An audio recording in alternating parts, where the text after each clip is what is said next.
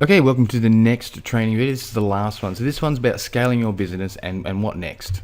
Okay, so now that you have completed your entire funnel, congratulations, your follow-ups and the traffic process. So you've got it all in place. The next thing to do is to look at scaling up your business. So here's a quick breakdown of the things I would do to scale what you have built. Now these are as follows. Repeat the process on another product or problem. Okay, so just repeat the process. So keep to the same niche or breaking into a new one. Either way, do the same process, just repeat it. The main thing is to keep up the current traffic and build additional funnels.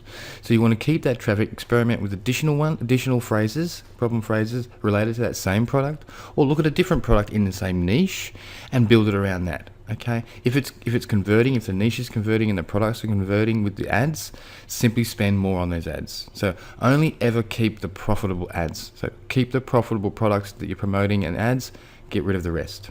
Now you need to go ahead and add in more campaigns and target more of those phrases like I said.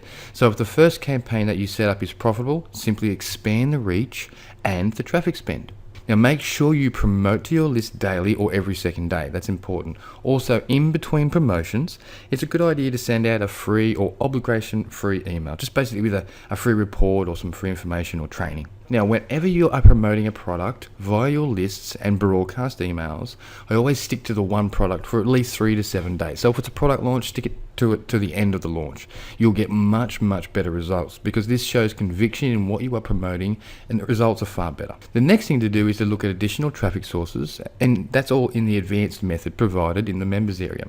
Then the main thing is just to continue to rinse and repeat the entire process.